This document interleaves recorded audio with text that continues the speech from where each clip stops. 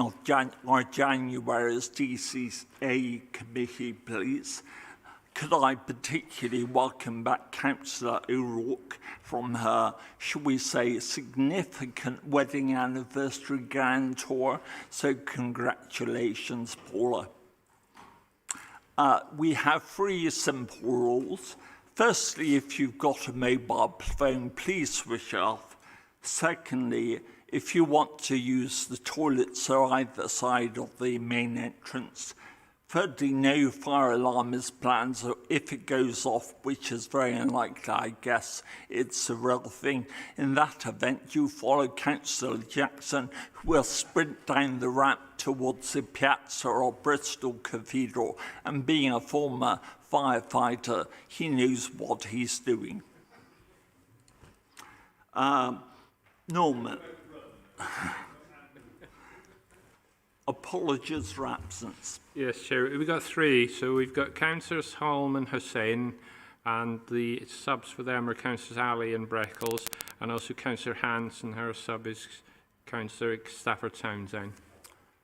Can I welcome the members? In fact, we seem to have all 3 members from DCB, which is very compact and perfect, nicely proportioned, of course. Particularly for Annie and Mel, I believe it's your first time, so I hope you enjoyed the meeting. Fabian's quite a regular substitute here.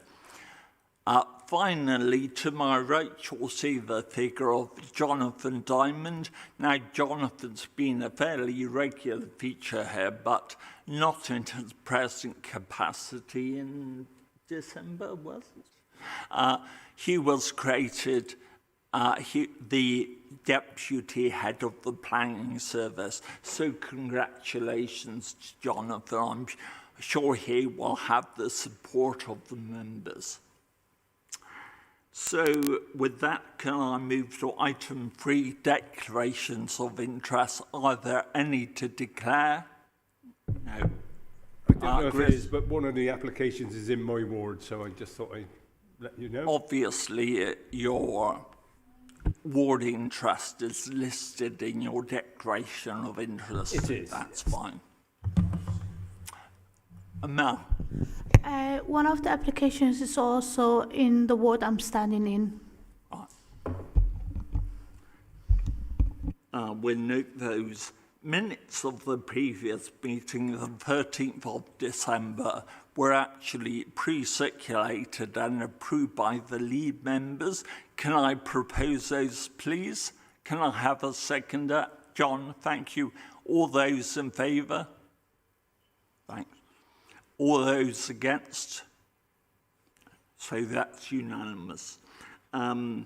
Action sheet item 5, there is one error on that. Item 2 was actually dealt with in December. To make sure this doesn't happen again, I've asked Norman if in future he can circulate the future action sheet with the draft minutes to the lead members, so hopefully that will make sure the problem's eliminated in the future. Item 6, appeals. Jonathan. Thank you, Chair. In terms of the general picture, really, this is similar to that which was reported at the last DCA meeting. One thing I thought it would be worth me mentioning today is that we have observed a slight increase in the number of appeals that have been open and are with us since the beginning of the month, which we're obviously keeping a close eye on. And one thing that we are kind of mindful of is that as we work through the backlog and are issuing more decisions, obviously some of those will be refusals. So we're really just, kind of watching out there just to see the reasons for that. But we do anticipate a potential small uptick in appeals that are lodged. In terms of decisions just to flag today, there were a few that I just wanted to bring to the committee's attention. The first of which is item 36, which concerns appeals against non-determination in relation to a proposed development at 6 Sussex Place. Members will note from the agenda that these appeals were allowed, and unfortunately the inspector awarded costs against the council. The proposals were the conversion of a single dwelling into 2 flats, and the inspector in awarding costs had noted that really due to the council's delay and the fact that the proposals were otherwise acceptable essentially amounted to unreasonable behaviour because of the delays that had occurred there. In terms of that costs award, the appellant is essentially invited to submit to the council details of its costs, so we will await to receive those. As a matter of course, those are always quite closely scrutinised. But yeah, that's one appeal that I just wanted to bring to your attention today. The others just concern some decisions that we've had in relation to appeals against enforcement notices. We've had 3 decisions that we received at the beginning of the month. And on the list of appeals, these are items 37, items 45 and items 57. Of those 3 appeals, 2 were allowed and 1 was dismissed. Thanks, Jonathan. One question about your Sussex Place comments. I appreciate every planning application is unique and doesn't create a precedent in its own right. But do we have some learning of the rule of thumb from that judgment in terms of what delay could actually be successful at a meal? So I think really the key learning points for us, and this is something which we're really paying close attention to at the moment, is those schemes that can be approved, and we have essentially sort of triaged as either being ones that we can approve without seeking amendment, or if it's the case that we just need to seek a small amendment, to essentially prioritise those as best we can to essentially avoid these non-determination appeals and other complaints, avoidable contact and other work that just arises from those decisions not being taken. So it's essentially for us is really dealing with the root cause of these appeals arising, and that's clearing the backlog and issuing decisions. Okay. The other question I had was page 25, item 39, the Bishopsworth mobile thing mast dismissal. Could you send me a copy of the decision, please? Yes. Do other members have queries? It appears not. So we move on to enforcement item 7. This is, members will note, notably blank. This is the 3rd meeting we've actually had notice of no enforcement notices. In my view, possibly 1 may be a glitch or blip. 2 could be unfortunate. 3 does set the alarms going. Now, I do note next month, Jonathan, that the Chief Planner is due to bring a report which has been long promised on enforcement here. Can we make sure that's actually made? I do think it's important. Members here of A and B and elsewhere who have expressed a concern about enforcement in this city could actually debate that. And I don't want it to slip to just before the election. I think we owe it to members who have raised concerns to hear that. So we move to item. Are there any other comments on enforcement? No. Item 8, public forum.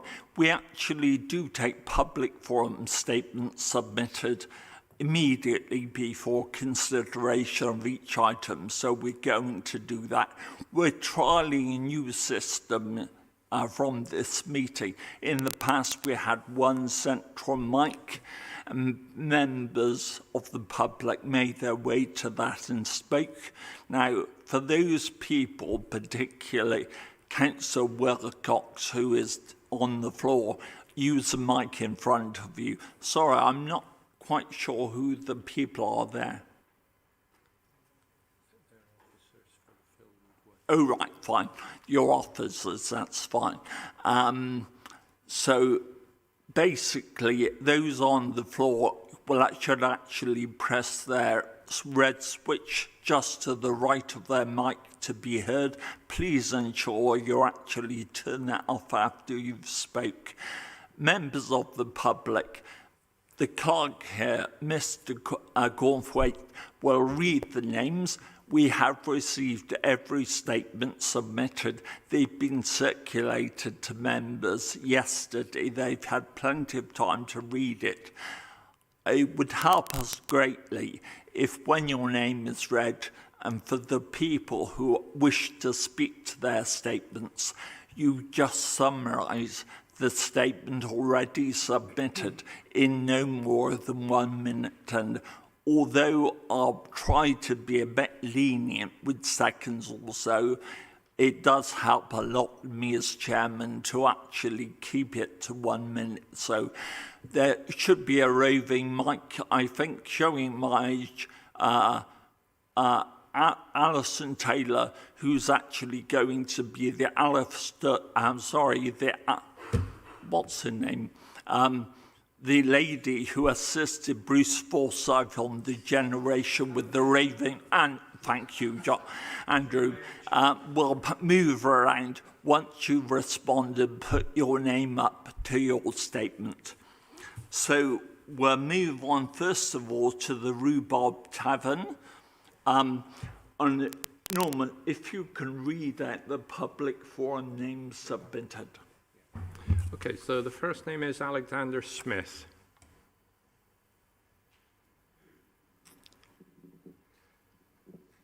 Okay, thank you, and hello everyone.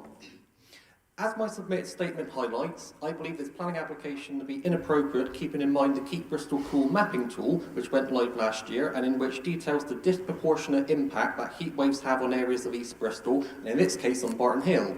In my lifetime, so that's 27 years, I've seen many green spaces that I once played on as a child be built upon with infill housing developments, which now, as the mapping tool can attest to, this continued loss of green spaces within the neighbourhood is having a detrimental impact on health. But also, in comparison to the other green spaces that have been lost, the garden of the Rhubarb Tavern has been host to many social activities and community events over the years, many I've attended with family and friends, and I strongly believe that once cleaned up, of course, the garden of the Rhubarb can host many more community events again, which is something that Barton Hill really needs at this time. More opportunities to bring the whole community together and not to be isolated and to be pushed apart. Thank you very much. Thank you. And you left 10 seconds, so well done. You certainly have provided a brilliant precedent and example for councillors, so well done. Hopefully they will actually listen to your example and perform accordingly today. Norman? David Marrett? Thanks. No. Okay, Teresa Smith?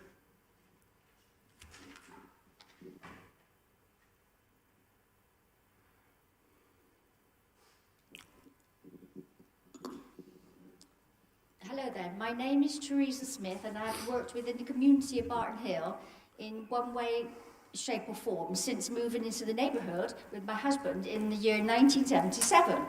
Across the many years that I have lived in the Barton Hill, I have befriended and worked with all manner of different people within the community, whether they be religions or none at all, skin colour, sexuality, ages, gender, mental and physical health and ability, and all other kinds of different unique factors. I am submitting this statement today to call on the members of the committee to refuse the planning application that is looking to build flats on the garden of the Rhubarb and the above building. It may be funny for me to say, as I don't drink, yet I am strongly aware that the Rhubarb Tavern and the Garden should be retained as what it always has been since I've lived in the area, and that is a public house, a house that is public for everyone to use. I have always struggled with safe feeling safe and comfortable going to new places. And as a result of personal traumas I have experienced Could in my I life. thank you for your statement? I should have said, actually, we have the traffic lights to my right, obviously green, amber and red, which are supposed to actually help you, guide you about the minute you have. So you'll probably be looking at your written statement, but if you do look up here, we have the traffic lights there. But thank you. Norman? Martin Smith.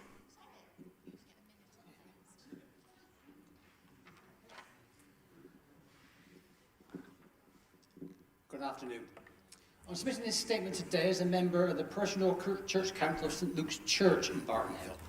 Since becoming a public house in the 1800s, the Rhubarb Tavern has been used by numerous members of the local community, as well as communities further afield, as a space where they can socialise, learn new things, partake in games and recreational activities, both inside and outside in the garden, even to hill divisions, namely in 1904 during the Great Western Cotton Factory Workers' Pay Strike. St Luke's Church has benefited from using Rhubarb Tavern for many purposes over the years, including Billy Graham's crusade in 1984. We've used it for carol singing, Christmas lunches, church council meetings, group activities with elderly and socially isolated people, vulnerable individuals, and even as a Bible study group. I recall an organisation that worked with individuals there, known as Keyring, who work with special needs people. Children and families have long been welcomed into the Rhubarb, and in my personal opinion, was always the safest of all the pubs on Barton Hill. Safe for children because it has an enclosed garden, safe for traffic. The Rhubarb has played an important part of Barton Hill's community history, and it has the potential to continue to do so if the application for building flats... Can I thank you for your statement, sir? Norman? Mona Mogherabe.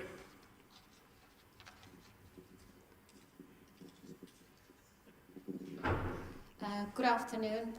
I'm the owner of the pub.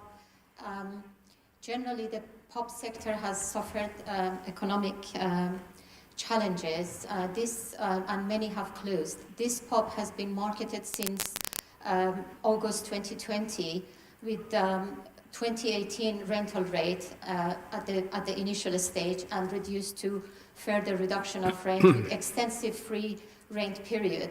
However, there's been only 2 offers and non-viable. The last one was from a couple in last February, which seemed to remain interested. However, materializing this or any other offer into a tenancy requires me to carry out the repairs required to make it suitable for a new tenancy. And I'm afraid without permitting the development, this is financially unfeasible. Permitting the proposed development also aligns with what the community wants, which is reopening of the pub, and it also helps by a small contribution towards alleviating the shortage of the houses. Thank you. John Chedsey.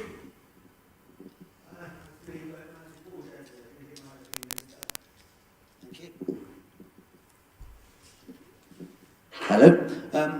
I oppose the building of flats in the Rhubarb Tavern garden because the pub will not be viable if it does have flats built in the garden, because you can't have flats in the garden next to a pub. It makes poor living arrangements for the people in the flats, and the pub won't survive with it. The pub will be viable because there's a massive regeneration project going on in Silverthorne Lane. There's going to be lots of students and loads of people that need a place to go. There are flats going opposite by the school and behind the school, so there's plenty of places for people to live. But there's no places in a livable neighbourhood, which Barton Hill will be. It's going to be a livable neighbourhood, and without a public house with a big garden that is safe for people to use, it's not a livable neighbourhood. Functionally, you have to go to, I spoke to people in the area, and they have to go to Brislington. They have to either walk or drive, because they want to see their kids play and have a burger and have a pint. So they might have to drive because they want a pint. So otherwise they have to walk. That's 35 minutes walk, or it's a drive. And we don't want driving in Bristol, we want walking. So we need a closed public house for people to use in the area, and a non-secular meeting room, which means you can't have the rooms in the above the pub turned into flats, because then you don't have a non-secular meeting space for people to actually come and meet. Thank you for your statement. Norman? Charmaine Didcott.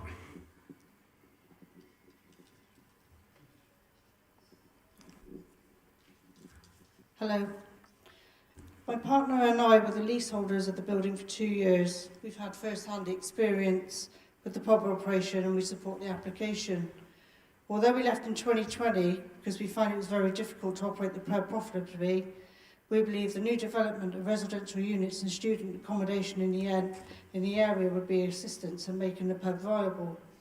Although during the 2 years of running the pub, in the warmer months, the activities in the garden proved profitable, but unfortunately, with the noise complaints and the licensing condition, made the pub unviable to use the garden to its full content.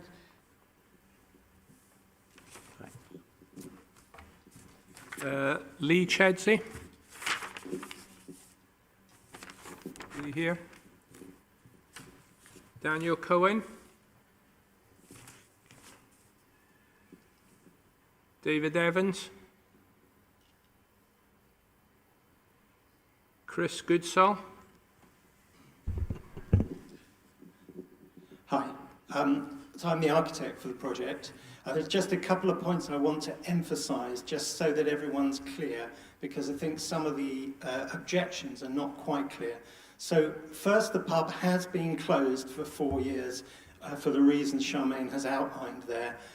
The support that's been voiced for reopening the pub has led the owner to try to put that at the heart of this current planning application. But the building has been vandalised in the meantime, and she really needs the money that's generated by the development at the rear in order to be able to put it back together in good order. Now, the upper floors of the pub have never been in commercial use. They've always been in residential use. And so the plan is that they would remain in residential use unless the new tenant to the pub wants to use them for a commercial use, in which case the owner will seek a change of use to those levels to commercial use. Paul Chedsey. Sonny Paradisos.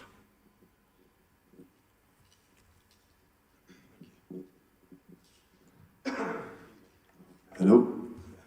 Hi, I'm Sonny Paradisos. I'm one of the current theoretical prospective tenants of the Rhubarb Tavern, along with my partner Tara. We ran the crowdfunding campaign where we raised £45,000 through community donations in order to contribute to the renovations of the site.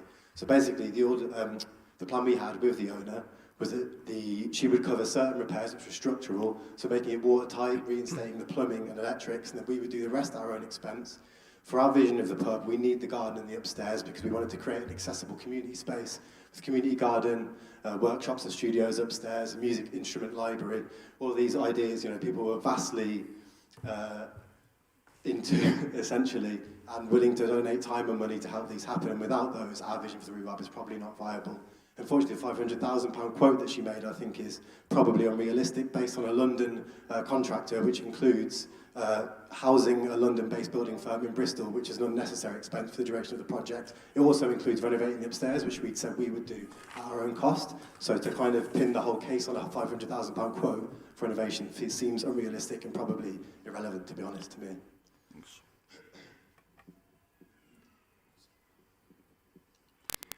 Tara Clarkin.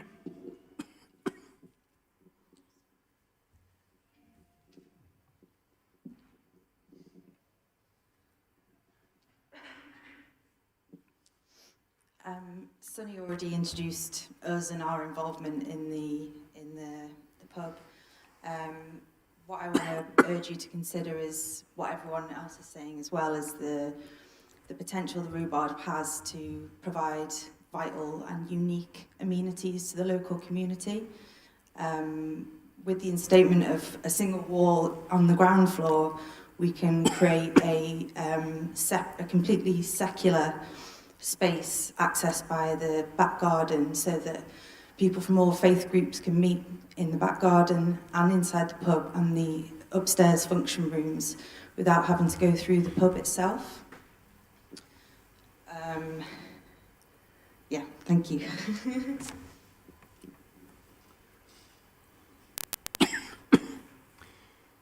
Nigel Morris.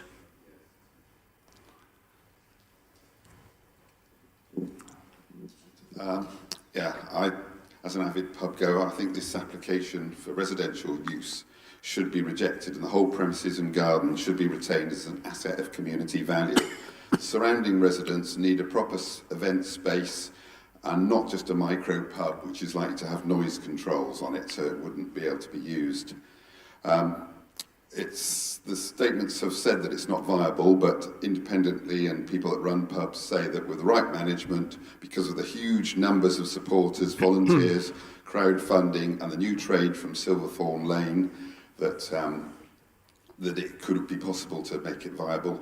And also, there's also 2 independent buyers are willing to buy the pub if it was sold at a fair price, and they obviously believe that it's viable. The owner's repair costs are difficult to accept without evidence because we don't know whether they're actually been documented fully, and and also trust is difficult because the owners have reneged on the deal to actually lease and repair the pub. Can I thank you for your statement? Okay. Becky Whitmore. Jonas Eisenbarth. Aaron Smith. Christopher Faulkner Gibson.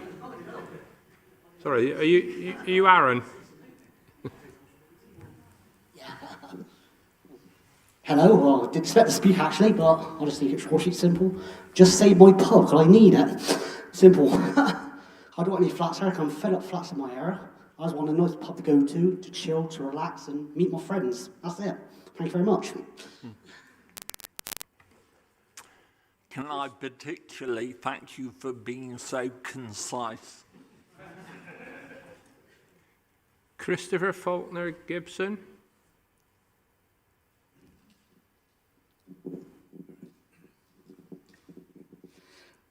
Thank you, Chair. I must apologise again for the error in my statement, as I explained to you earlier. But if I can use the time to explain Bristol Cameron's position, which fundamentally doesn't change. We do dispute the alleged refurbishment costs. Sonny has already pointed to a number of flaws in them.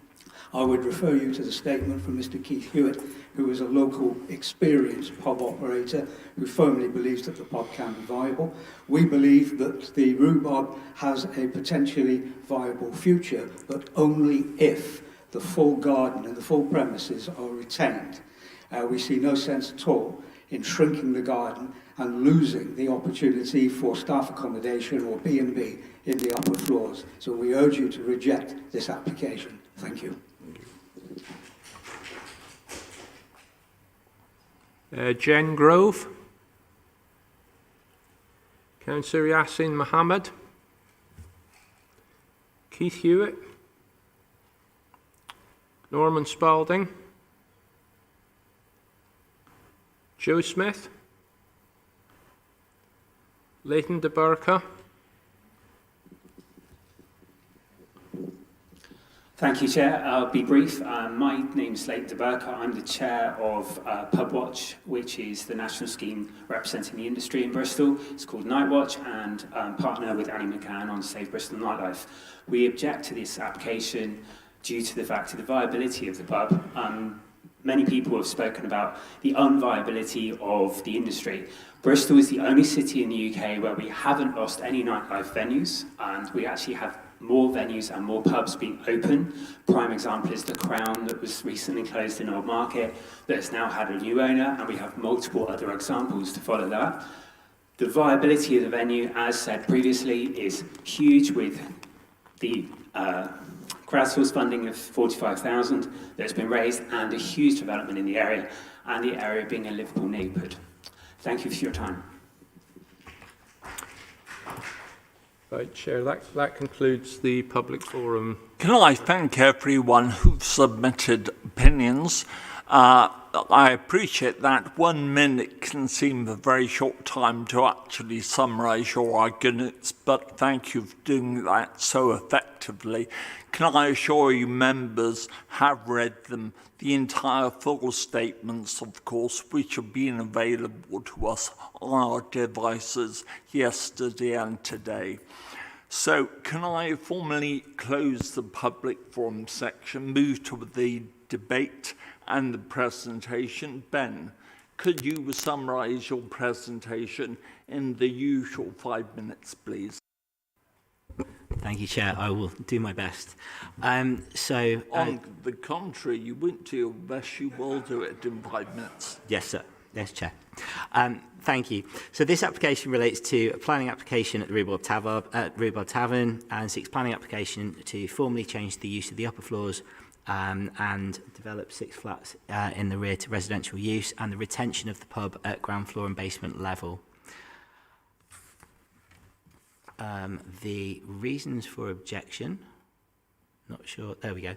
The reasons for committee referral, loss of the asset of community value status, which has since been reinstated, change to the potential economic model of the pub, loss of the garden and kitchen space would make the project unviable, and lack of public consultation.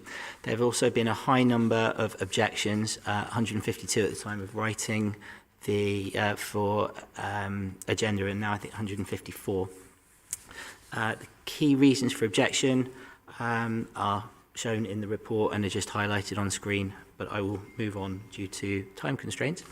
This location shows the site location in in Barton Hill. You've got the 3-storey building here, which has been a public house since Victorian times. It's been vacant for more than 4 years and has fallen into a considerable state of disrepair. The site lies adjacent to a 3-storey residential development at Queen Anne Mews. Not sure if the cursor is working on the screen. That's shown just to the right. Barton Hill School opposite, which is currently vacant, and a railway line runs along the immediate west of the site, and that's also a designated wildlife corridor. It includes a large rear garden, which is partially paved and situated next to a public right-of-way, which has been closed off for many years. The property is locally listed, but not in a conservation area. Quick aerial view of the slide there, of the site there. And then some site photos of the external state of the pub as it stands, and then just an idea of some of the damage and renovation requirements internally. The existing site plan shows a red outhouse building, which I think includes an open bar that is to be demolished as part of the plans. And then the proposed site plan, as you can see, there's a development of a 3-storey, 6-flat building in the garden area. And then the retention of the pub at ground floor level with the kitchen and servicing areas. And entrance to the 2 above flats will be from the rear. Again, a view of the proposed design of the rear elevation at the rear block. The key issue is the principle of development for the retention of the pub and the change of use of the upper floors. To ensure the retention of the pub, a condition is proposed for any approval which removes any potential permitted development rights to convert this to any other use without express further planning permission. It's also noted that the upper floors of the pub have been in residential use for many years already. The applicant set out that the building is in such a bad state of repair that the additional development is required to restore the building and create a space that offers a pub operation the chance to be viable. In contrast, CAMRA have objected, saying the pub would not be viable if development was approved. Given the 2 competing positions, officers commissioned an independent pub viability survey and requested 4 scenarios to be reviewed. The outcome was that the pub in its current form, the building would require investment of more than £900,000 to bring it back into use. And there would...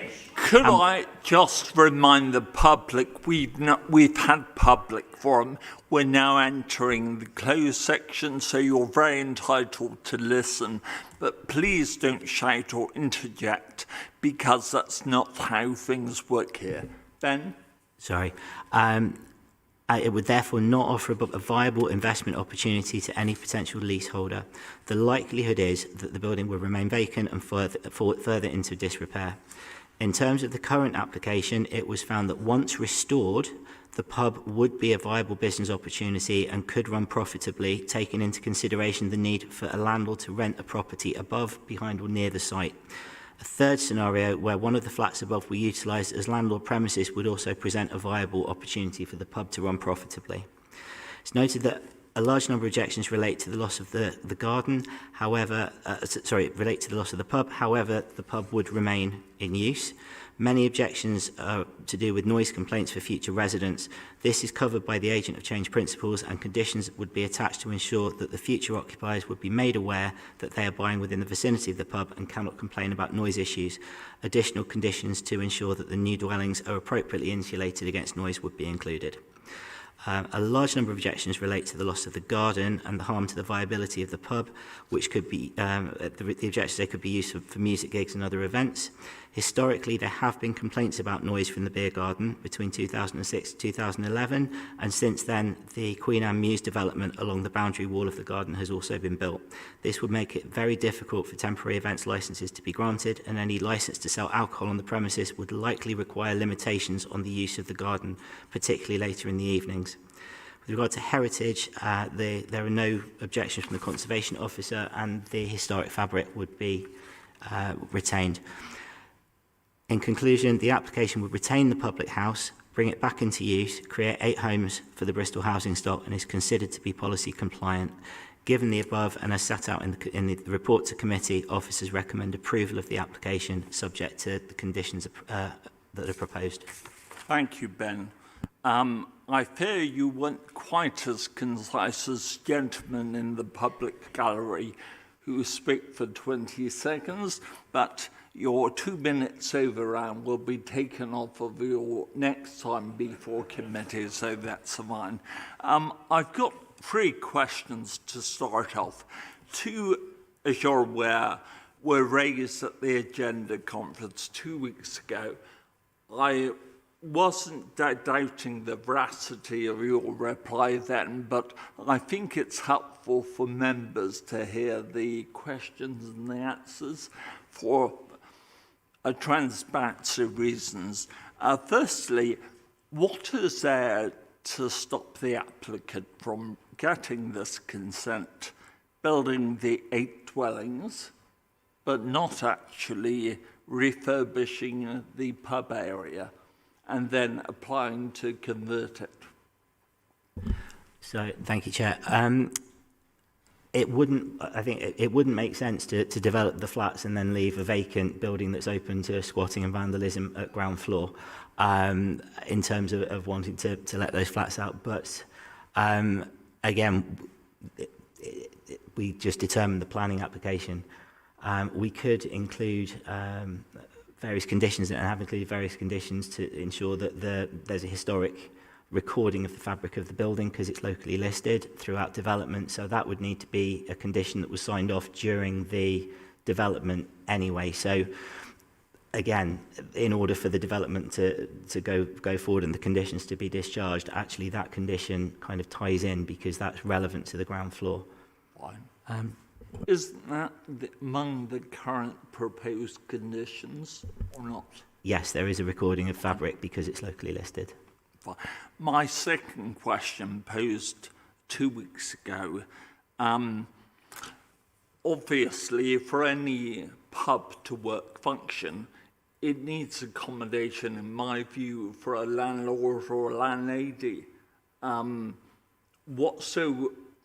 are we not being asked to condition to use one of the dwellings for that purpose? Or how does the applicant propose to address that? So with regards to that, I think with the condition, it has to be fair and enforceable, and I'm not entirely sure that could be enforceable. I might defer to Jonathan on that. But the applicant has said that they are open to leasing one or both of the upper floors to a potential landlord of the pub. So they have confirmed that that would be something that they'd be happy to do. Could that be, even if not conditioned, couldn't we actually note that also in the application, or the consentive committee is minded to approve this? Yeah. Thanks, Chair. This is something we've actually given quite a lot of thought to, and I think our view is that given the description of development and the plans and the proposal as applied for, they are essentially for self-contained flats, which would no longer be ancillary to the main pub use. We've obviously given some thought to whether a condition could be applied, and as the case officer said, I think we've just got concerns over whether that would be compliant with the relevant tests. But we could potentially consider an advice note or something if the committee wished its view to be kind of recorded in some way as to sort of the desirability of that. That's helpful, thanks. My final question, in a way, Ben's not addressed this, but mentioned it. Clearly, quite a few public statements referred to the viability of the existing pub and the future pub. Now, I know when DCA considered the Fulford Arms in Hotcliffe over 2 years ago, members had concerns about whether applicants' claims about viability were necessarily accurate. And subsequently, the planning authority developed policy, including with consultation through camera. Do you want to just address that, mention that? So with this application, we had the objection from camera, we had the marketing report from the agent, and obviously they were very different in their views of what was and wasn't viable. So we commissioned, as the LPO, we commissioned an independent study to look at the viability of the pub. We looked at the scenario as the pub is in its current form, which was found to be not viable. We looked at the viability as proposed. It was found to be viable if the pub was brought back with all of the redevelopment and restoration. That was viable. But that also took into consideration that any landlord would need to spend a certain amount of money on accommodation elsewhere. We then looked at a third scenario where one of the flats was made available for the landlord to live above the pub. Also, that would be viable. And then a fourth option, which was to convert the upper floors into community use, which would need a planning permission of its own. That potentially would be viable, but I think to a lesser degree from memory. Fine. Chris. Thank you, Chair. Yeah, I've got a couple of questions. It says about loss of garden space, but we'll keep some. What percentage of that space will still be available? So if I don't know the exact percentages, but if I can get... Because from the map, it looks like there's hardly any garden space from what we've got here. It's like really... It would be a much smaller proportion, but again, we'd be developing 6 flats in the garden. So, and then that garden space would be partly communal for the new flats, and one flat has its own private individual garden. The space itself has, from memory, 34 covers if it's set out as it's shown on the proposed site plan. But yeah, it would be a much smaller garden, but again, that's part of the proposal, that it would have a smaller garden. And also, is it allowed that the pub garden can be a garden for residents? Is that actually allowed? So essentially, the application would propose the change of use of that remaining garden area to be used by the occupiers of the proposed flats. Not the pub? Not the pub, but they're... Be used to serve the flats and the pub garden, which I didn't think was allowed. No, so the existing garden, if I understand the question correctly, the existing garden would be subdivided, so you'd have the block of flats, then it would be subdivided further, so of the remaining land, part would be a private garden for one of the flats, part would be a communal garden for the remaining flats, and part would be for the pub, but they would all be clearly defined and defensible space. So yeah, there would be boundaries around each of the gardens. That's why it would be nice to know the size of that, because I couldn't find that anywhere in the report, the size of the pub garden, because if it's only going to be the size of a couple of chairs, then... No, it's shown on the plan that's on screen here. So You know, I got that, but I couldn't see the size of it, you know.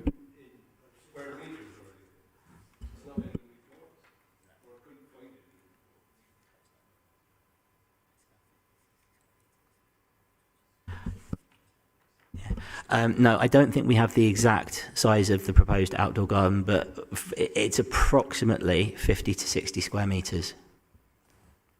That's our pub garden, is it? Yeah. Thank you. And my second question, I think the answer is no.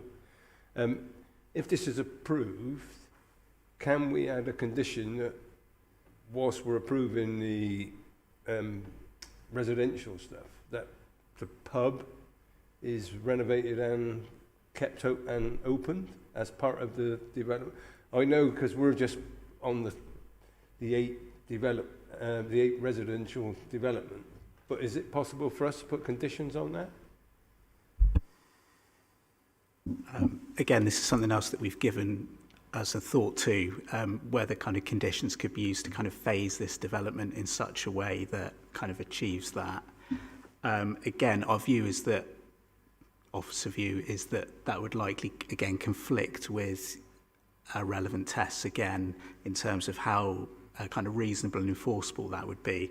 And for example, if we were to say that some of the flats can't be occupied until such time as the work to the pub has been carried out, we could be a scenario where, you know, kind of further down the line, there are still issues in terms of the viability with that, and then we've got flats that can't be occupied and could create all sorts of issues in terms of enforcement. So I think, again, it isn't kind of within the recommendation, but if members felt that, you know, that's something that they wanted to explore further, you know, could consider that. Because a big push or a big weight for this development is that it will make the pub viable. Well, that's great in words. So if it was, if they were to keep their word, they would make the pub viable. So I'm just unsure about whether it will be viable without much of a beer garden, and also without them doing anything to it while the flats are being built. It's going to remain derelict, aren't it? Is that, am I correct? Yeah, I mean, I think it is a potential risk, really. Yeah, without being able to kind of link them and kind of secure that benefit, really. But the That's me finished. viability study you commissioned, I believe, confirmed the pub would be viable on this basis. Is that right? That's correct, yeah. In order to bring the pub building back up to a standard where it can be used, it would be viable for a operation to not just to come in, but to actually be profitable and remain open for several years. And I think the other point to make is that whilst we can't necessarily link them in planning terms, it would be quite hard to rent out a flat on a building site if the rest of the work isn't done. So, I think the viability study shows as well that those flubs are needed to bring the pub back up to standard, and also that includes the flats above the pub, which would require that building to be complete in order for those to be let. So that does include the ground floor and the pub and the accesses. Fine. Annie? Thank you, Chair. Oh, thank you. Yeah, I'm concerned about the viability element of it. So, in response to other applications to develop pubs in our city, Bristol, as a planning authority, created a practice note on DM6, which we did with Canberra as the experts in this particular field. So I think for me, it's concerning that Canberra are explicitly objecting to this application and its impact on its viability. I don't think that this application can satisfy our practice note, because I'm particularly looking at some of the things it says in the practice note is that before it can be deemed as unviable, the owner of the property needs to look at things like improving the external appearance of the pub and its signage, developing underused car parking, regular maintenance and cleaning, improving facilities such as a kitchen, and taking steps to lower running costs and things like that would make it viable. So I'm wondering what steps the applicant has done in order to satisfy our own practice note that we've created in order to inform our approach to applications for public houses. So the practice note also, in that respect, that's how we would assess the loss of a pub. In this instance, it's to retain the pub. So it's slightly harder to measure. On top of that, the applicant took over the building or bought the building once the previous occupiers or landlords had left and the pub was vacant. It was then, I believe, used for squatting, and a lot of the services have been ripped out. So it's not kind of the same test that we could do were the pub currently in use as a pub and the application was to close the pub and convert the whole thing to residential. There was some pre-application advice and then a previous application to convert the whole pub and site into residential that was withdrawn on case officer's advice because we wanted to ensure the retention of the pub. But having visited the pub and seen the independent studies on the viability, it's clear that the pub in its current form, no one would go in there with the money required, or it's highly unlikely based on the viability report that we had commissioned that anyone would want to go in there and spend the money required to bring the pub back into use in its current form because it's simply not viable financially. Thanks, Ben. I hear what you're saying. The concern that raises is because, I agree, obviously this is not a usual conversion because part of the pub is intended to stay, although there are also concerns as to whether or not there's a slippery slope sometimes when it comes to applications where, so we've got an application for the garden, and then how could that creep into being the pub converted eventually as well? That's something that we've seen in many, many examples across the city.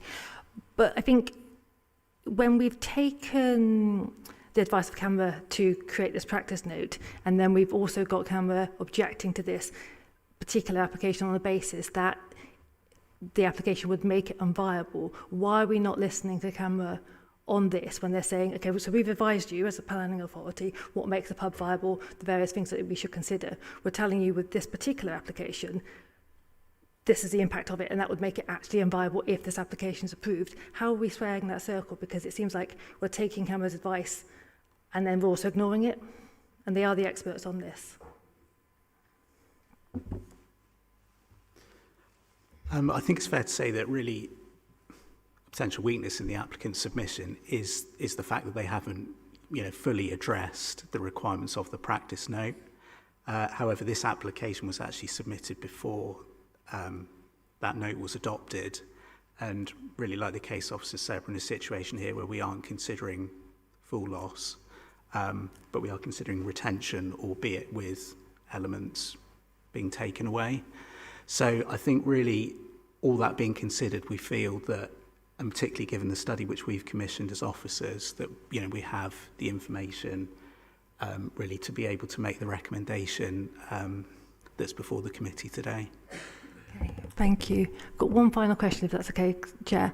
Is whether or not the applicant can afford to pay for something a material consideration? As in, if the applicant can't afford to renovate the building that's in disrepair without building these additional flats, is that a material consideration or is that by the by? So the financing technically is not a material consideration. If we were to refuse the application or recommend refusal of the application, and the building was to stay as it is, and the applicant didn't have the money to do the works required and didn't want to sell the property, then it would simply remain vacant and fall into further disrepair.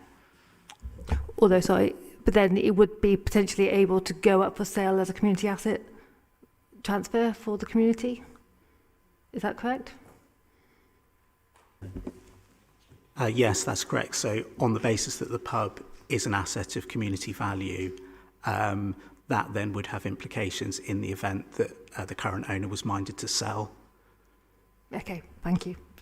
Andrew. Thank you, Chairman. Councillor Jackson asked the question I was going to ask, actually, but if I could just say a little bit more. So I think I mentioned at the agenda conference a couple of weeks ago that I was concerned about the phasing of the development and the risk that the development in the garden flats could go ahead and then nothing happens to the restoration of the pub building itself, which is obviously something that nobody wants. And I'm just wondering if there is a possibility of conditioning that, occupation of the flats in the garden can't take place until the main building is renovated, then that's a route that I would be interested in pursuing.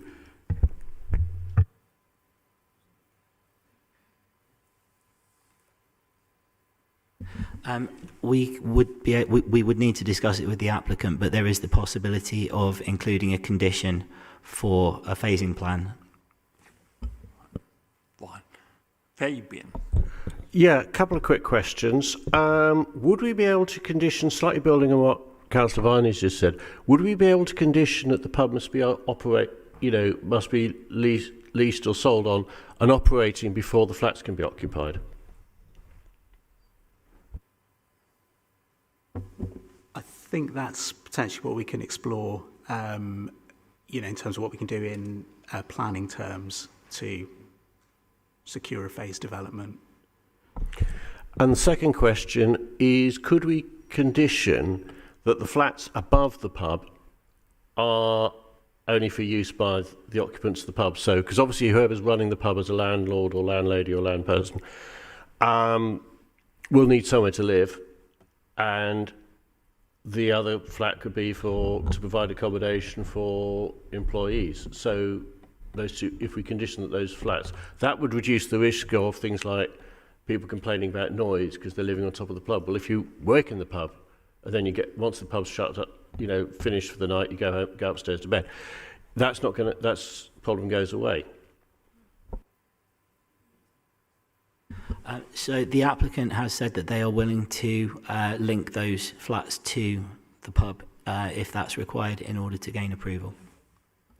But again, we'd need to ask the applicant to put in a revised plan that shows that. Tom. Thanks, Chair, and thanks for the presentation. Yes, I also support the idea of conditioning the flats above to be for use by the landlord. My question's kind of been answered by the discussion with Annie. It was about that viability assessment that we commissioned and that 900k figure which has been bandied around, because it seems like we've put quite a lot of emphasis on that requirement for £900,000 of sort of capital investment to be the determining factor about viability as it stands. So I understand now that based on that previous discussion that where that money comes from is kind of irrelevant, whether it's I need to build these flats to get that 900,000 or not is irrelevant to us. But my question is, how in depth have we gone on that figure? Because that figure seems really high. The applicant themselves have also quoted a different figure for the structural repairs, and then the community themselves also feel like both of those are vastly out of whack. So my question is, how deep have we gone in on the figure for what needs to be done? And then my other question was just one based on a comment that was made in public forum about the loss of green space and a heat stress map. Do we have any, is this accounted for in the report, and do we have any sort of planning policy that covers that? Sorry, I missed the second part of the question. It was in relation to a comment made in public forum about the loss of the green space and a recently released heat stress map, and if we've got any planning policy that refers to that. So in terms of the first part of the question, the costings, within the viability study that we did, the calculation was based on the median quartile building cost information for rehabilitation or fitting out cost per square metre for public houses in the immediate area compared to the gross internal area of the property.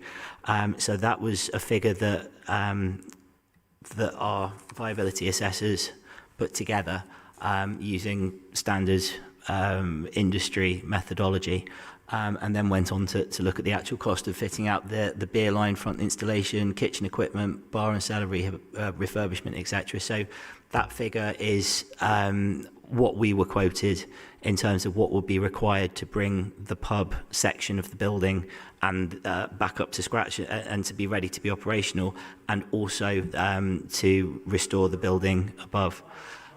Could I remind the public gallery, please desist. You may disagree, that's fair enough, of course, but the officers allowed and encouraged to respond to members' questions. Please, can we... we are now into the determination. Public forums ended. Ben? Please, do you mind? Okay. With regards to the second part of the question, the garden itself, although it's currently overgrown and impassable, prior to that it was just a grass and hard surfaced piece of land. I don't believe there were any trees in the garden, so in terms of tree cover to create cool shaded outdoor areas, there were none.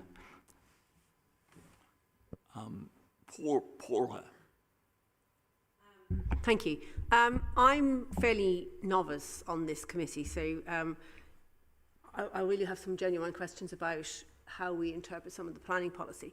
Because if I look at DM5, to me it seems that, you know, that there is a loss here, because what our DM5 says is that, you know, if you've got a facility that people in the community need and want, if it's a garden, then it contravenes that garden space will be lost to the community. And we've heard from the public forum that that space is really valuable.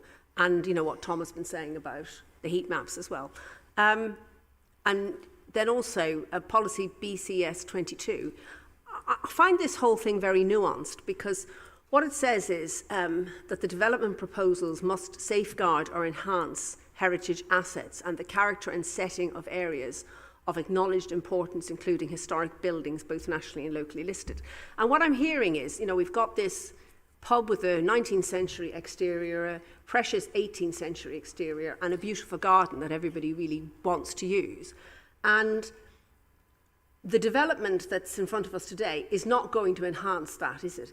And my concern is that actually what it will really do, it'll jeopardise the continuation of the pub. And am I right to interpret it in such a way? We have to look at the site in the whole, and part of the application and the policy you're referring to requires us to look at safeguarding and preserving the frontage, which this application would do. There would also be street enhancements in terms of restoring, improving the pavement and the frontage along the building. Yes, there is the loss of the garden, but again, that would be required to enable the development and the restoration of the pub. And we have to look at this in the whole. It's also, we still have the housing land for supply as shortage as well. So with this, the creation of 8 properties towards the housing stock of Bristol is something that we also have to consider, because that all kind of gets weighed into the balance. But overall, whilst we're talking about the garden, it's an outdoor space, but it was grass and hard surfaced prior to being completely overgrown. There's no special or kind of ornate gardens that are being built over here. It was just a flat space. I know, but this is the trouble that I'm having, is because, you see, I think all of the debate that's going on here today is the continuation of the garden pivotal on the continuation of the pub. So we've got this historic pub, but if it's going to be so blighted by the loss of outdoor space, and then therefore it closes down, and then what you do, then you turn it into a private residence accommodation, and you lose the historic interior. So it seems to me that they are you cannot disaggregate the two of them. The importance of the garden for the viability of the pub means that the pub continues. With respect, I think we're getting involved in debate. No, I'm just trying to ask the question of how It's legitimate at our pace to argue in a moment, Paula, but let's leave it there. John?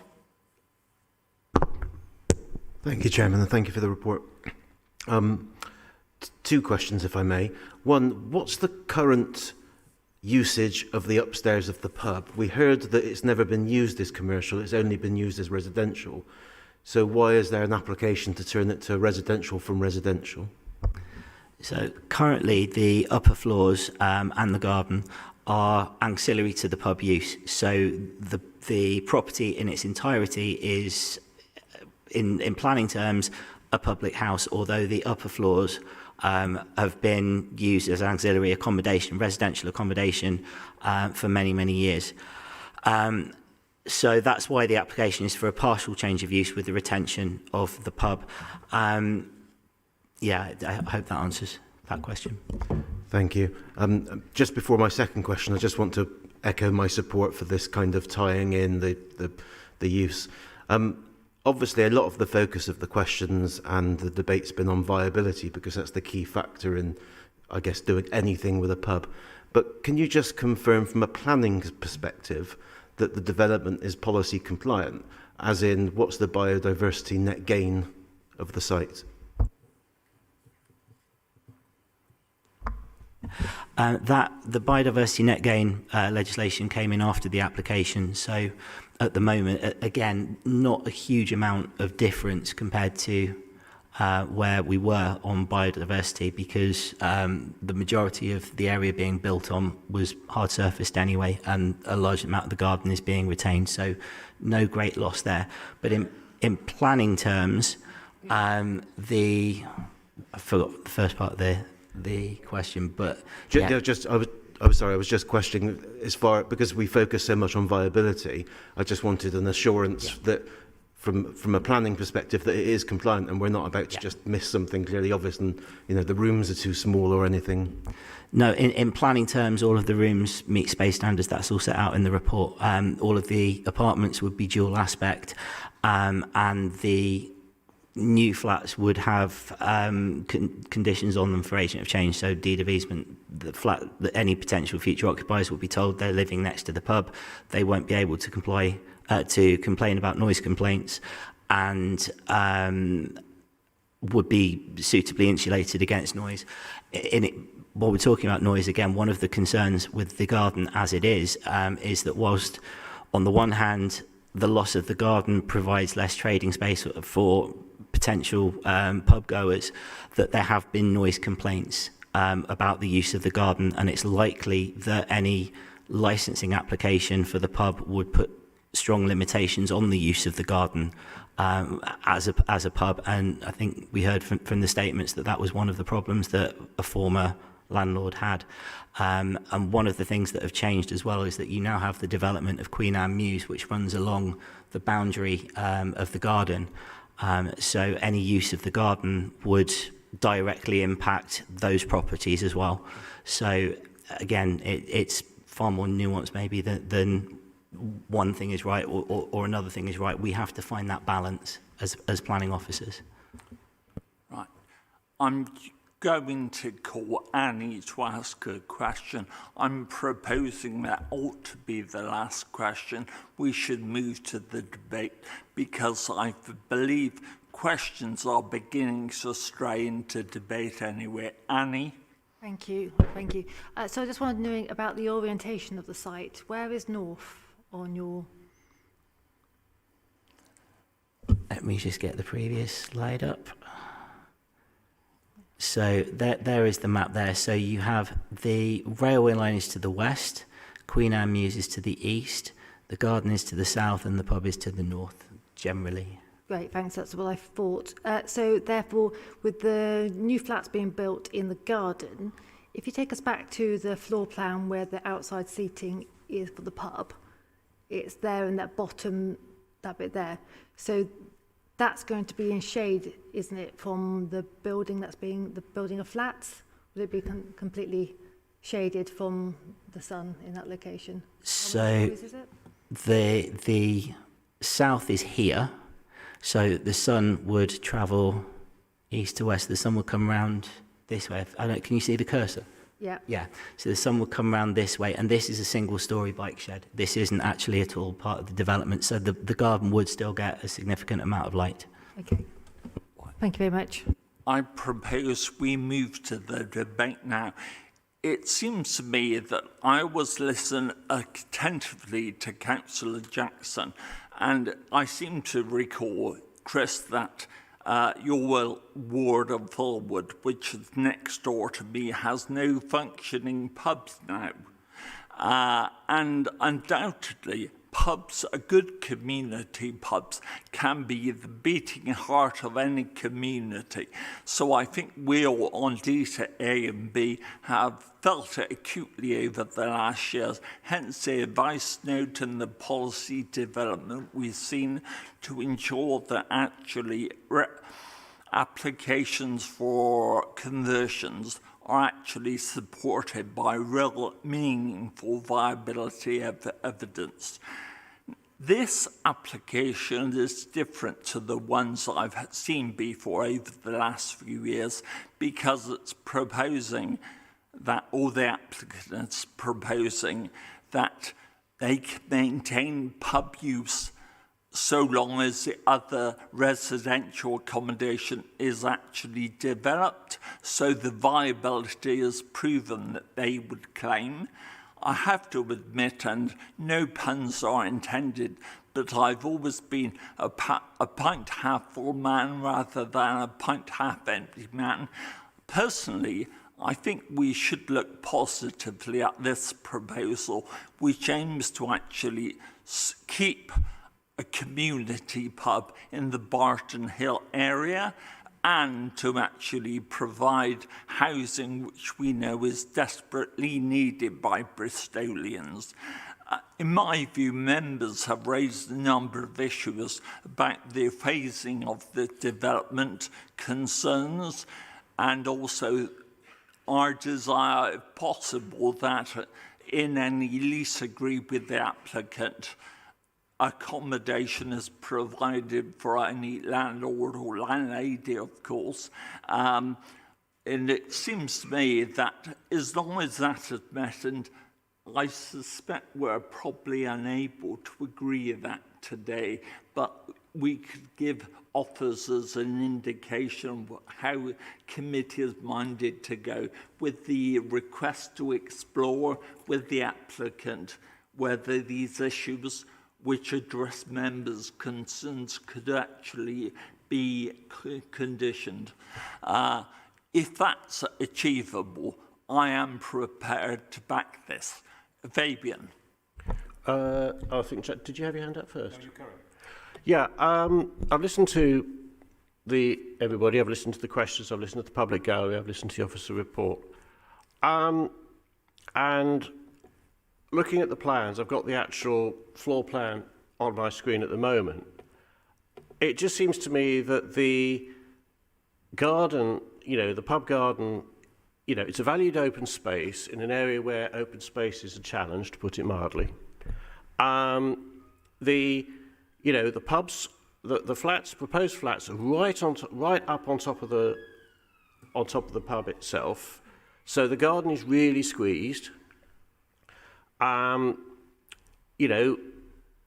If we sort of, a different design might have created less of a problem if the flats had been pushed further towards the wall with a bigger pub garden and more communal garden. But that's, we have to deal with what's in front of us. And, things have changed. We've got, in the area, we've got Silverthorn Lane. That's going to bring thousands of people in the area who will need somewhere to go. It's the last pub in Barton Hill. It's clearly somewhere, as people in the public gallery said, that is valued, not just the boozer itself, but the actual open space behind it. And, your reference to, heat and all of that. Well, if some trees were good, native species trees were planted in parts of the garden as well, that could help provide shade and be good for air quality. I just feel that the development, it's, the proposed flat building is right on top of the pub. It's going to cause conflict, whatever we're told otherwise. And if we had this note which we'd worked out with CAMRA, if they're objecting, there have been apparently two bodies have offered to purchase the pub as is, so there must be some disagreement on viability as is. You know, and it's not our job to mitigate any potential losses by the developer. We've got to decide on what's best for the site and best for the community. They're going to have to live with this decision that we make today. And yes, I want to see the pub reopened, but I do not think this. I think this development will hamstring the pub, and with the best will in the world, it will potentially hamstring the pub. I think if it was sold on to somebody who could take on the whole site, renovate the pub, renovate the garden, you know, provide a decent, real community pub, you know, decent open space, you know, that would be the best outcome for the area. And, you know, the Silverthorn Lane is going to bring a lot, you know, a lot more punters into the area. So I can't support this application. I will oppose it, and I can only hope that one of the offers from somebody else who wants to take it on is given serious consideration, but obviously that's not something we have any control over. But I can't support the application as it stands. Can I remind the public gallery, this is a debate of members. You may agree or disagree with what people say. Please allow them to say it. Chris, before moving to you, I did recall one thing I forgot to say in my speech. I do very much agree with Fabian. We have to receive or consider the application we receive. It's not a what if popularity contest. We can't say this would be better or, you know, this should have been considered. We've got to consider the application we have received. I would also remind members respectfully that for over 3 years, this community, once community assets, has fallen into disuse, is not being used for housing, is not being used as a pub, and it's in a pretty shocking state of affairs. And the last thing we want in this area is actually just another eyesore. We want to actually meet local needs and move forward. Finally, I would just say, in my views, possibly the arguments surrounding the big garden may be a bit of a red herring. We've heard from officers that the viability statement they commissioned does support both needs being met, of course, and won't actually undermine it via the loss of the big garden. Whilst we've also heard how essential it is for the trade, we've also heard from public submissions it could actually be used as a secular meeting place, and drinks may not be provided. So, you know, I believe there is a significant difference in the community. Then the community isn't united exactly. Chris. Thank you, Chair. Yeah, I disagree with the viability study, because I think if this is built, that's the end of the pub, personally. As I said, we've got no pubs left in Filwood, which I know how that hits the local community. Also, in the new local plan, I know that's not been brought in yet, but I was looking at it, reference public houses, and we give a lot more weight to the fact to try to keep these pubs open. I don't think this pub would stay open. We need houses, and especially this size flats and stuff. But my main objection to all of this is the viability of this pub, and I used it many years ago.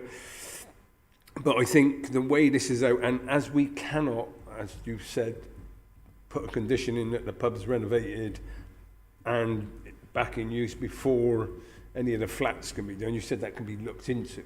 So at the moment, without being able to guarantee that, I must disagree with you, Chair, and I can't vote in favour of this.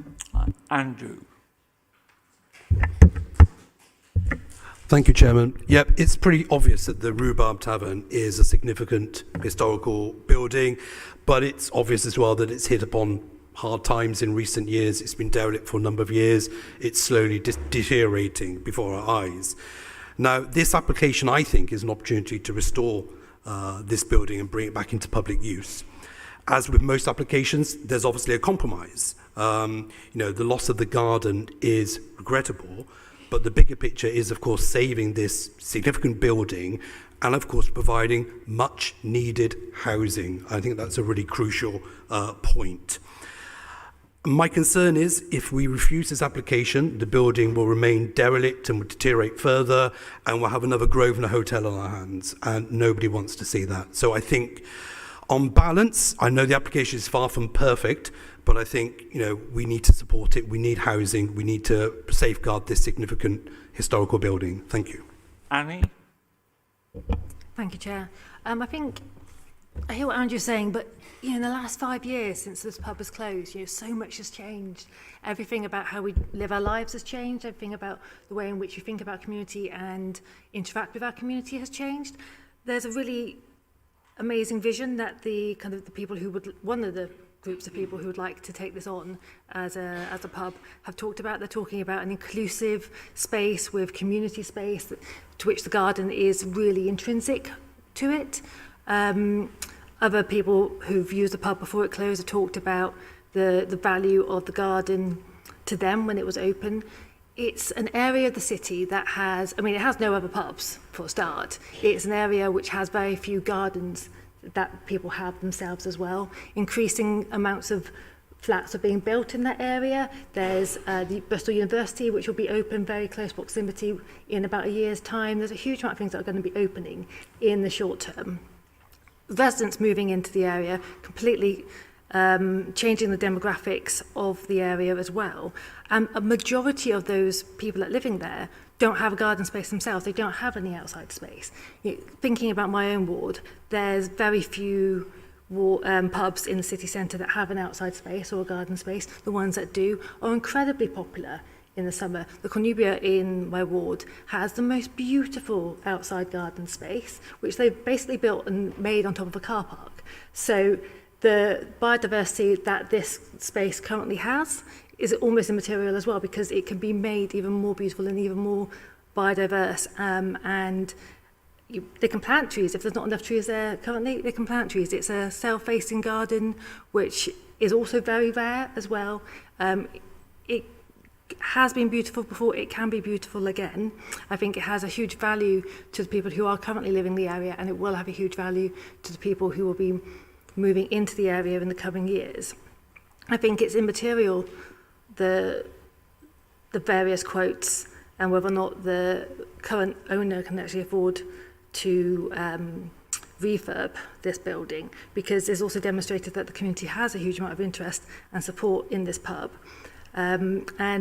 It's a community asset of community value, so it could be bought by the community. That's been attempted elsewhere in the city. There's no reason to think that it couldn't happen here. And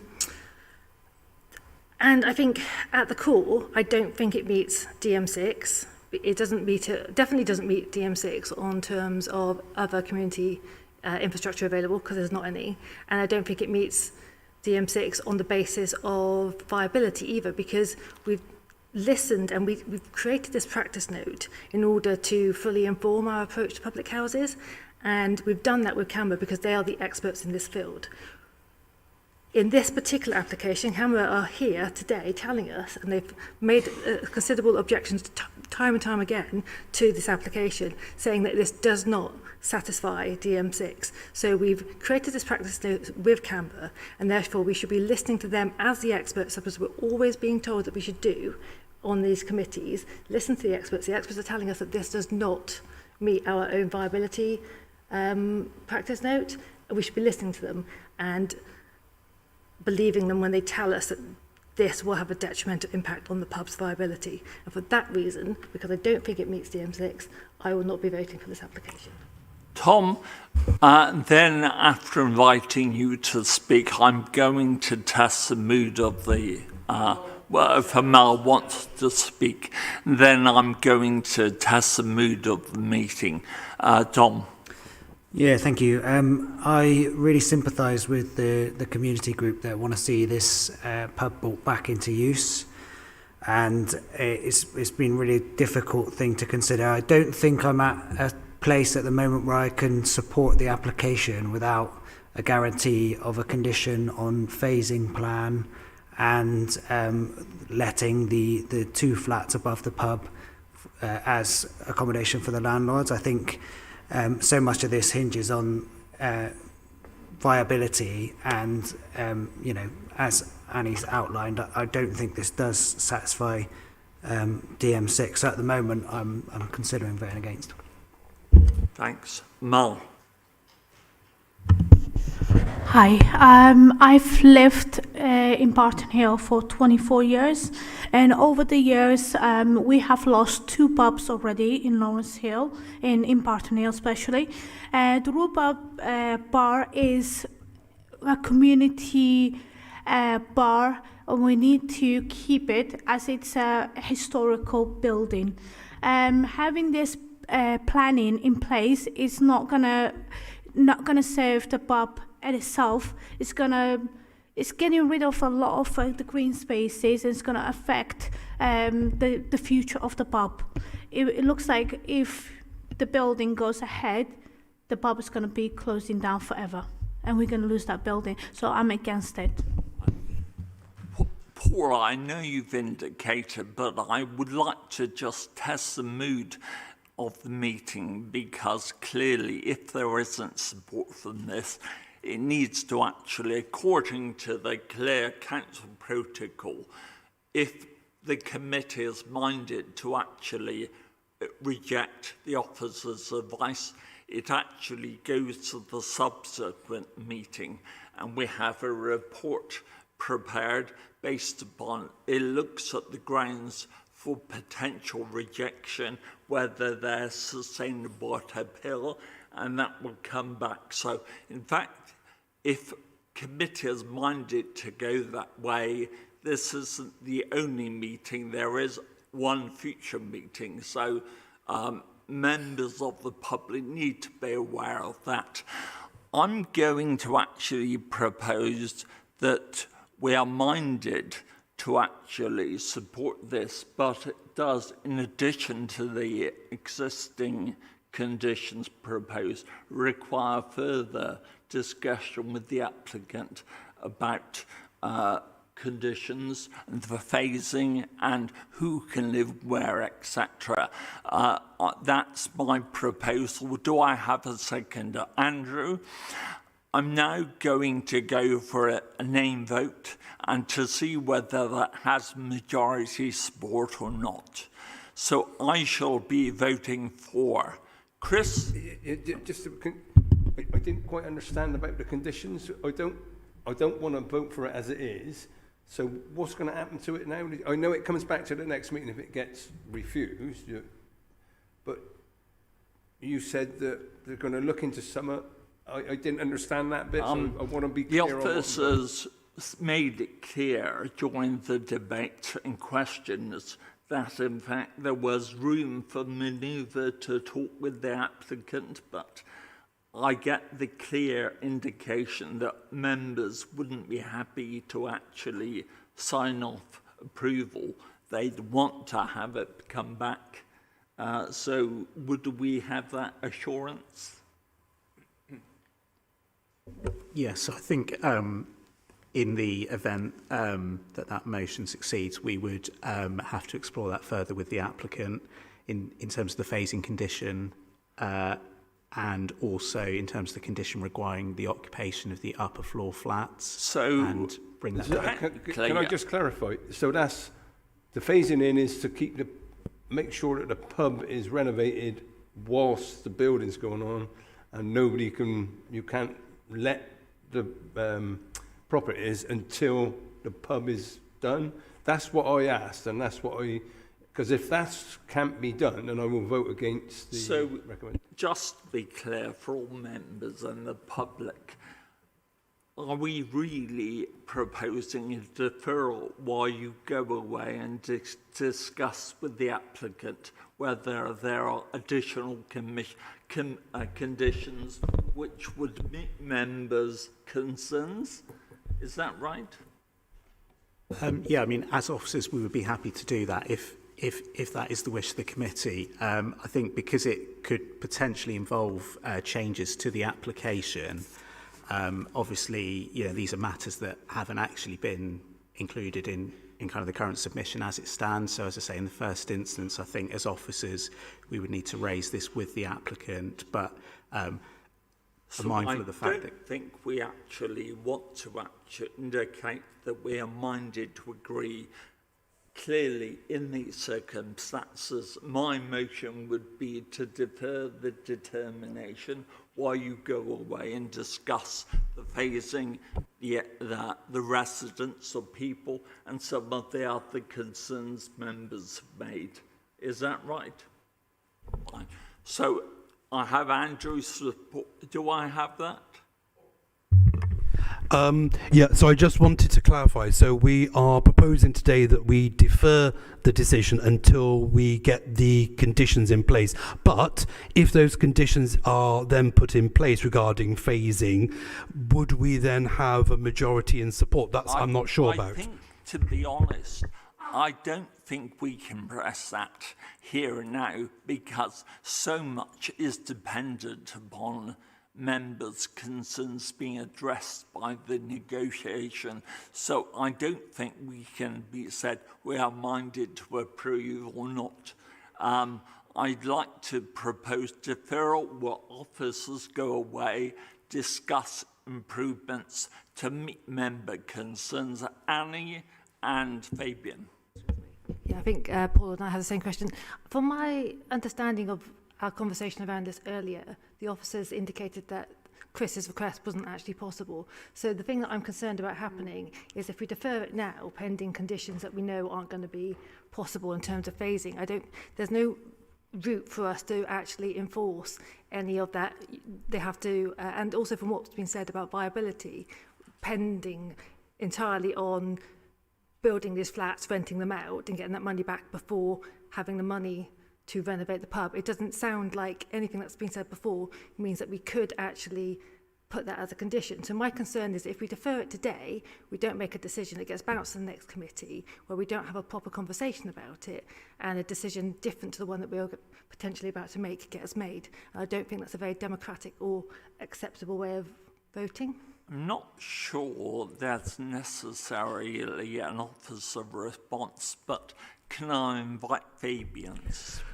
Yeah, I mean, my concern is, as I said at the start of the debate, I don't think I can support this as it stands. And so, you know, if they were just going to go away and try and come back with workarounds for some of the main concerns, they're still not coming up with grounds for refusal or to hold water.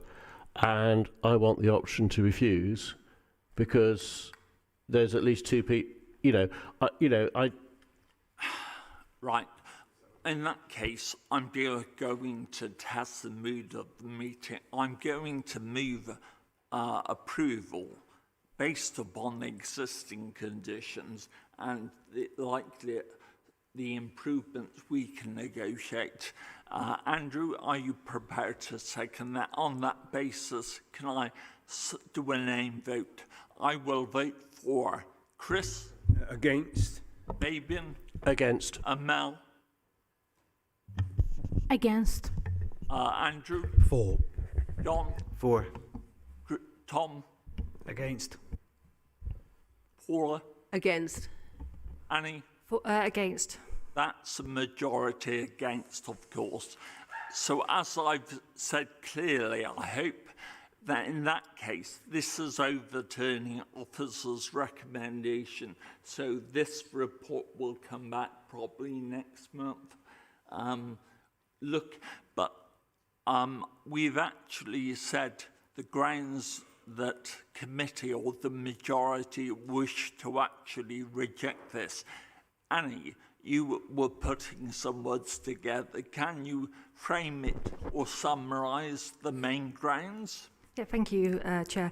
I don't think it meets the conditions of DM6, and particularly the planning practice note that we've drawn up on public houses and our approach to them explicitly, which is around viability and the expectations of applicants to ensure that their public, the premises itself is able to satisfy various requirements of viability before the viability test is actually applied, which it doesn't appear to have happened, as well as additional context that can have given those opportunities. Clear about that. Paula. I would just like it noted that the reason that I would be rejecting it would be on DM5 and BCS 22. Right, so officers can look at that, John. Yeah, I just want to make one point about the practice note. Can we reference the practice note in reasons to refusal? Because I thought the practice note was about closing public houses, whereas this is an application to I'm keep it sure open. that will be factored into the officers' report. Fabian? Yeah, and also, I mean, one of my concerns was the fact that the proposed garden space is so cramped, and the flat development is so on top of the open space for the pub, which is where I think, I would question the viability. So that needs to be considered, the sort of siting and massing. So I hope officers have got enough to go away with. I'm getting nods, so that's fine. So we officers will bring back a report looking at their grounds you've cited for rejection, of course. Fabian? Can I just make a quick point? I know you've already referred to it, but for the sake of the public gallery, so that there isn't any misunderstanding, when this comes back to a DC in the future, it will, that DC may well be most of us or whatever, but that DC will be able to approve or refuse. So you'll need to come back to the next DC and make your points there as well. Let's not have the mistake that there's been a mistake. There's been a mistake in the past where people have thought, oh, it's going to go this way, and it didn't. So please be aware that, You make a good point. Well done, Fabian. Thank you very much. Thank you, officers. We have all indicated we are minded to reject that with the grounds given. Thank you. We now move on to Tom, your mugger in Filwood. Obviously, working for the fire authority didn't quench your appetite. Well, allegedly, 2 minutes, yes.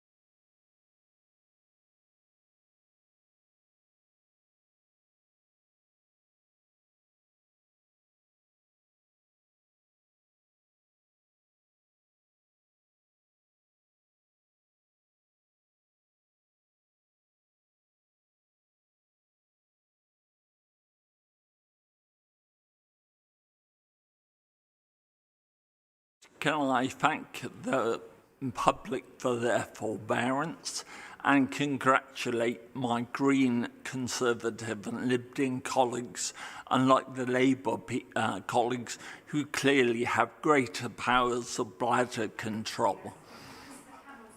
Yeah. Norman, can you call the three public forum speakers we have? I'll do that, Chair. Right, the first one is Jay Walker. Is Jay Walker in attendance? Hi there. Yes, I'd like to say, due to a previous planning application, my family suffered a great deal of assault and abuse. And I want the committee to give really a lot of thought to the people that are going to have to live very close to this. Last April, I spoke to Chris Jackson, and I asked him where he thought this was going to be sited. And he said to me, as far as he knew, it was going to be at the southern end of the hub. But that wasn't the case. When the plans come out, they're only 50 metres from my house. In fact, 30 metres from my back garden. I knew this was going to be hard to reject because the mayor was in favour of it, Chris Jackson's in favour of it, and another councillor, Tom Renhard, he's in favour of it. But I just wonder, would they endorse this if their parents lived in my house or one of the near houses? I think this will be passed today, but I'd like to think there may be some conditions imposed. One, it should be at least another 25 to 50 metres further south to give people a chance of not being upset by the noise, which is obviously going to go on 24 hours a day. And the second condition, the fence that runs along the proposed Moogle on Manning Road should not be allowed to become an unofficial entrance, because this was rejected and the entrance was moved to Creswicke Road. But in the officer's report, it states this will probably be made an unofficial entrance, and that would be really against all democracy. And finally, I'd say, I believe if this was a private application, this would have been refused for not meeting the council's own criteria on noise. Thank you. Thank you, sir. Firstly, I did permit you to slightly overrun because we only have a small number of speakers, and it seemed to me your points needed to be heard. Secondly, you did make an allusion to Councillor Jackson, who's a member of this committee. He did make a normal, as a ward member, a declaration of interest earlier on, of course, but I know that he's completely impartial in terms of not predetermining his view of this application until we come. That should be true, and it is true of every single member. Norman? Is Tim Midwood here? Yes, thank you. So I'm speaking as the applicant for the proposal, so I'm here on behalf of the Council's Housing Delivery Service this afternoon, just to say the Moogle will provide a much-needed high-quality sports and recreation facility and has been subject to extensive engagement with the local community, notably with youth organisations and Sport England. The Moogle will accommodate netball, basketball and other sports, along with exercise equipment, and a sheltered area will also be provided. It will improve health, fitness and well-being for the local community. The Moogle will complement the existing football pitches and children's play area nearby and will replace the outdated Moogle at Filwood Broadway, allowing this allocated site to come forward for housing in due course. The Moogle is funded from a combination of council funding and from the Levelling Up Fund. We welcome a positive determination of this application. Thank you. Thank you. Councillor Zoe Goodman.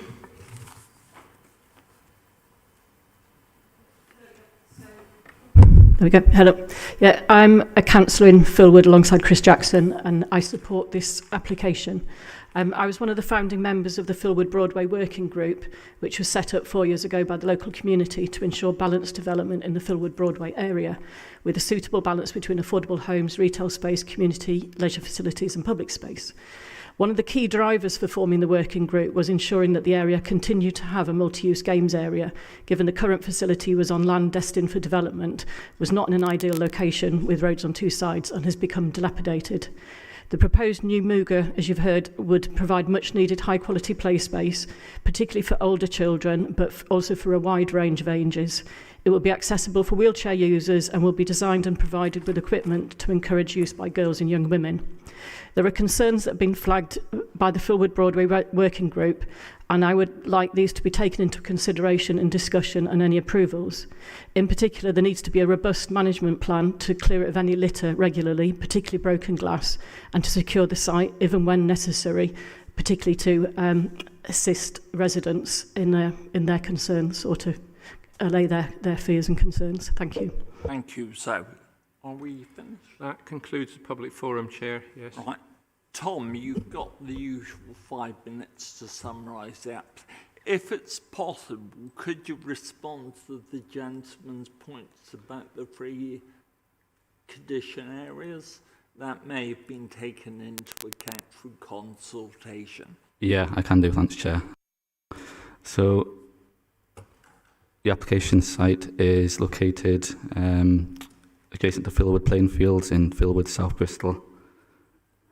Currently, this site is made up of long grass and shrub. It's essentially this part of the aerial image here, located to the east of Mendip Broaddock football pitch and to the west of the relatively new Filwood Park housing development. Filwood Broadway local centre is approximately 100 metres to the north of the site. Just a few more images here to give a bit more overview of the site context. The development is for the construction of a new multi-use games area, or Mooga for short. The development will include floodlighting, fencing, seating areas, fitness equipment, pedestrian and vehicle maintenance routes and landscaping. The main dedicated access point will be to the north via Creswicke Road. There'll also be a secondary emergency route to the south. Initially, a secondary route was proposed to the east via Manning Road, but that has been removed from the plans following concerns raised by local residents, and it's not expected that there will be any dedicated route from east to west at this point. So this is a more detailed plan showing the development. The Mooga will include football goals, basketball nets and netball nets. It will also include colourful line markings to play a range of other activities. It will be enclosed by a 4-metre high mesh metal fence, and there will be 8-metre tall floodlights to each corner, so 4 in total. In terms of public consultation, an initial round generated 41 objections and 2 letters of support. Following these comments, further detail was requested from the applicant and some amendments were made to the scheme. This necessitated another round of consultation, which generated 3 objections. So to cover some of the main issues that have been raised by residents and following the outcome of officer assessment and the impact of the development on neighbouring amenity in terms of light pollution and noise, this was carefully considered during the course of the application by officers, including the council's pollution control team. Further information was requested and amendments were made to the scheme, with the proposed hours of use of the floodlights reduced. Following amendment and the submission of this further detail, the council's pollution control team confirmed that they were satisfied that appropriate efforts had been made to limit the impact of light and noise pollution on surrounding residents, and they were confident that no harm would be caused. The Mooga activity zone will be sited 30 metres away from all neighbouring boundaries, which meets general good guidance regarding the separation distance between Moogas and surrounding residential properties. Floodlighting will be switched off at 8 p.m, and initially it was proposed to be 10 p.m, but this was reduced following discussions with the applicant. And this will limit the hours of use of the Mooga during the night time and evening. The facility has also been designed so that it can be secured at night, with gates that could be locked in the future by the council's parks team if necessary, should noise and disturbance become an apparent problem. And there was also a commitment to ongoing management and maintenance by the council's parks team, and this is set out in the management statement. Compliance with is secured via condition. Increased crime and antisocial behaviour issues is also a concern that's been raised by residents, and officers acknowledge this. The scheme was carefully considered on this basis, with input from the Avon and Somerset Police Designing Out Crime team. Again, further information was requested and amendments were made to the proposal during the course of the application to address some of these concerns raised. The development will include CCTV, which will be attached to the floodlights, which will be monitored by the council. The police confirmed that they were satisfied that this would act as a suitable deterrent to crime, and similar CCTV has been proved effective elsewhere in the city to similar Moogers and has limited antisocial behaviour. Again, as previously mentioned, the Mooger has been designed so it could be locked at night in the future once ongoing maintenance and monitoring becomes apparent. There was a commitment to regular maintenance and monitoring by the council's parks team, and like I said, this is set out in an improved management statement. And floodlighting will be switched off at 8 p.m, which will limit the hours of use of the Mooger during the evening and night. Following amendment and the submission of further detail, officers are satisfied that the proposal is acceptable on this basis, in that crime and disorder has been considered at the design stage of the development. Other key issues related to ecology, flood risk, transport, access, design and land contamination have been considered and are deemed acceptable. Some of these issues are subject to conditions as set out on the screen. Overall, the development will include clear public benefits and improvements to the local area and community in terms of health, recreation, sport and physical activity, which is welcomed. The development has the support of Sport England and the Council Sport Development Team, who recognise the benefits of the development in terms of providing opportunities for sport, recreation and health-related activities. Officers acknowledge that there is no way to completely eliminate the risk of noise and disturbance arising from the Mooger, nor is it possible to completely eliminate the risk of crime. The nature of the facility is such that noisy activities may arise, and some people may use the facility in an inconsiderate manner. However, officers are satisfied that these occurrences will be infrequent, and for the most part, the Mooger will be used responsibly and for its intended purpose during its intended hours. Given this, and given the amendments made to the scheme, nature of development, and restrictions placed on the facility, officers are satisfied that the proposal is policy compliant, and the application is therefore recommended for approval subject to the conditions outlined in the report and on screen. Thank you. Thank you, Tom. Just to demonstrate I'm completely fair between you and Ben, you overran by 1 minute, so I'll knock that off next time. Do members have any questions? John? Thank you, Chairman. And thank you for the report. Can I just ask Mr. Walker's fear of the unofficial entrance potentially becoming a main entrance, is that the one in Manning Road that you've said is now no longer there? Yes, so originally a secondary entrance was proposed essentially here, linking the Mooger to the east to Manning Road, but that was removed from the plans during the course of the application. Thank you. Chris? Tom? Thanks. One of the comments on the application refers to the response of the designing out crime officer and that their response changed after the reiteration. Could you just outline what their original concerns were and how those have been remedied? Yes, so initially, I think as set out, it's recognised that crime and antisocial behaviour isn't something that can completely be eliminated with any development. There's always going to be that risk. So planning policy, particularly the NPPF, is quite clear that in order to be acceptable, development should demonstrate that this has been considered. So not completely eliminate it, but just show that opportunities have been taken in the design to reduce crime. So that was accepted by the Design That Crime team, but they did have initial concerns regarding the content of the management statement. So that was updated and a revised proposal put forward with regards to the commitment to manage and maintain the Mooger by the Council's Parks team. Also the CCTV, there were initial concerns raised regarding the quality of that CCTV. So again, that was revised during the course of the application with further detail provided, which the Design That Crime team confirmed was acceptable. They were the two main amendments. Again, it was ultimately recognised that there is still going to still be that risk regarding crime and antisocial behaviour, but given the amendments made and the conditions applied, officers are satisfied that harm will be managed suitably. Chris? Yeah, thank you, Chair. John is right. What he said, I did think it was going much further south, behind away from the houses on Creswicke Road towards the bottom of the football pitch. And I was surprised to see the entrance coming from Creswicke Road because I was told it was coming from Manning Road. Now it's been moved up towards Creswicke Road. I see it was 30 some metres from the back of the house on the thing. Does that comply with our policy? The council doesn't have any specific policy regarding this. There is guidance provided by the Fielding Trust, which our general body, which do provide guidance regarding moogers and the proximity to houses, and it does meet that, which the general minimum separation is 30 metres. But as far as council policy goes, there is no specific policy about how far moogers should be from neighbouring properties. Okay. Secondly, pleased to see the CCC, and it's going to be monitored. Is that 24/7 monitoring? As far as I'm aware, it's the council will be monitoring that as per they monitor all the CCTV in the city. Yeah.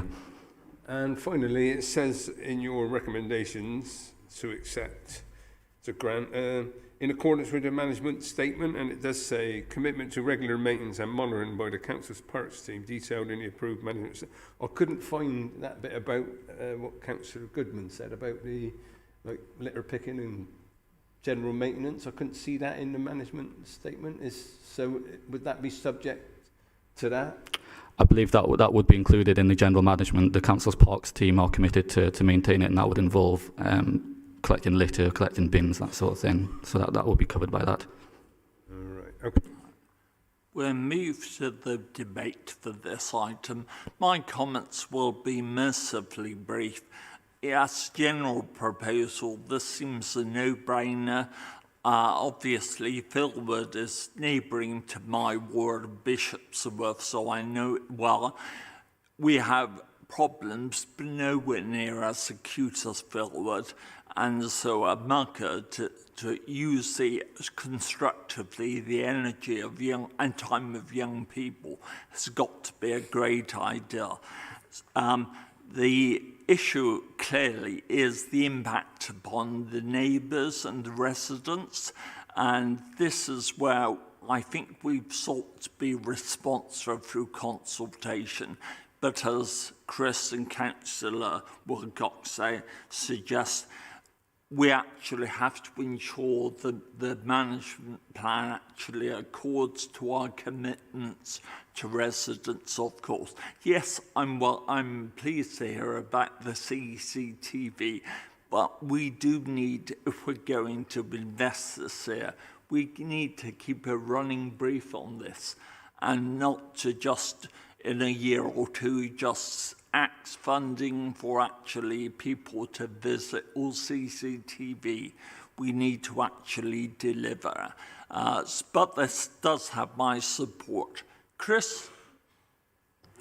Thank you, Chair. I'm a bit surprised when it came to me on where it is and what it was, but I am pleased because this is quite a bad area for antisocial behaviour, that there is going to be CCTV cameras now, because I've met with residents of Manning Road about this who are concerned with antisocial behaviour. So, although I'm not happy with the location of it, I will be voting to approve. Fabian? Yeah, thank you. I mean, if this is managed well, and I do think we need to, I take your points about a management plan needs to be ongoing. If this is managed well, this has actually helped reduce antisocial behaviour because it gives young people a legitimate place to let off steam, which isn't causing criminal damage or making a nuisance of themselves. So, yeah, I agree. I think this is something that I will have to support, although, yeah, I take the point about the location, but we are where we are. Andrew. Yeah, thank you, Chairman. I think, like with other members, my main concern was with the increased risk of antisocial behaviour, and I was concerned that facilities would be open 24/7. However, with the floodlighting restrictions, with the good quality CCTV, with the potential ability to lock the gates at night should antisocial behaviour become an issue, I think, I feel placated, and I think, there's been some excellent community engagement, which we've heard. And so hopefully the young people in the area will have a sense of ownership and will want to look after this new facility. So, yeah, definitely supporting this one. Thank you. Will I therefore formally move this? We grant approval subject to conditions. Can I have a seconder, please? Chris? Thanks. I'll do a name vote. For Chris? For, Chair. Fabian? Mel? 4. Andrew? 4. John? 4. Tom? 4. Paula? 4. And Annie? 4. So I declare that not overwhelming, unanimously granted. Thank you very much. That concludes our business today. Can I just note our next meeting is on Wednesday, 6th of March at 6 p.m. Thank you.